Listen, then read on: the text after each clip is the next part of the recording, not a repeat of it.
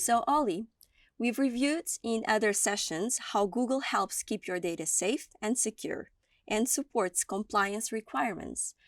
But it would be great to know what steps our customers can take themselves to keep their data safe and users secure.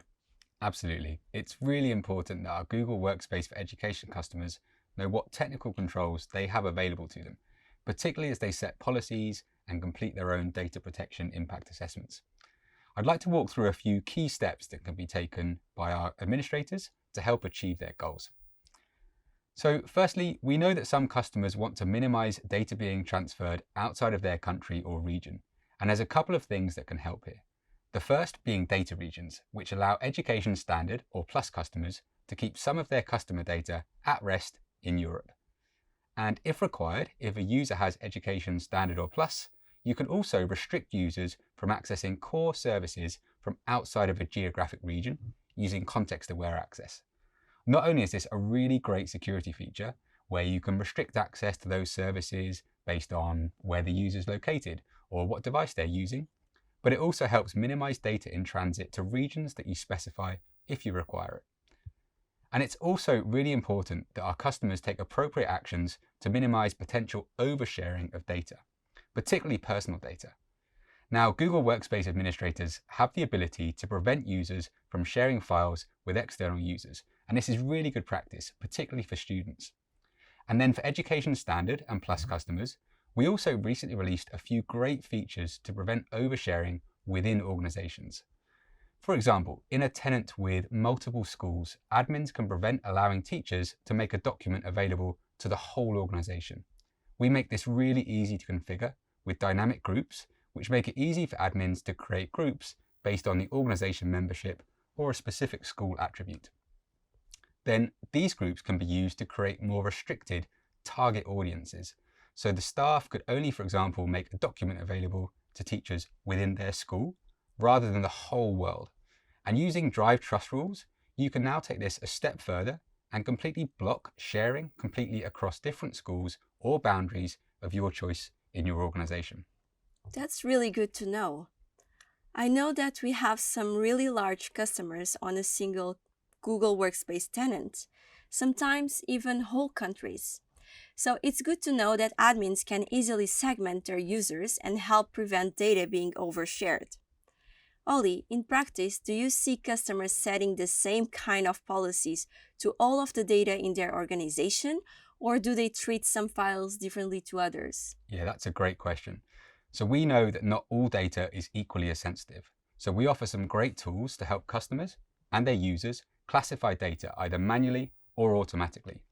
So data labels is a really great tool for Education Plus customers that allows users to add custom labels to their files and then apply different policies to these files.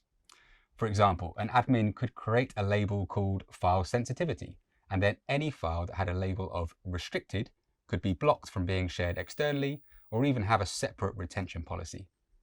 And admins can also configure data loss prevention policies to have these labels and restrictions applied automatically. So for example, if a file contained a school email address or a unique pupil ID number, a label or a policy could be automatically applied without the user having to do anything.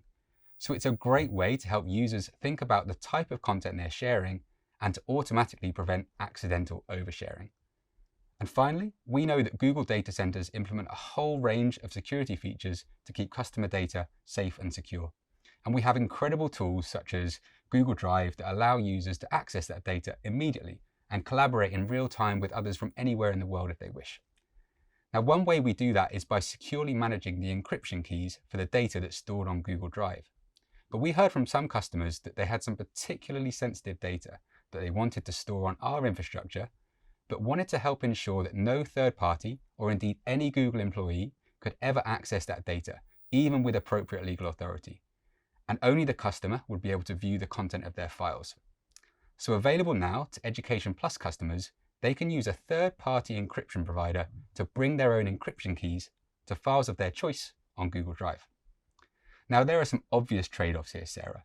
For example, you lose the ability to collaborate in real time with others, plus some other in-document features such as spell check. And if you lost your encryption keys for whatever reason, there's nothing Google could do to help you recover your files. So it might be unnecessary and perhaps disruptive to teaching and learning to implement it for each and every piece of classwork, but it could be a really good solution to consider if you as a customer have particular requirements for certain types of data stored in the cloud. So I love a good analogy, and I like to think of client-side encryption as keeping your money in a bank because you trust the safety and security of the vaults, but bringing your own locksmith to change the key to your vault so the bank couldn't even access the contents if they wanted to. Thanks, Ollie. It's great to know how much control customers can have over their data. That's all we've got time for in this session, but make sure you check out all of the other sessions in our Privacy and Compliance series. Thanks for watching.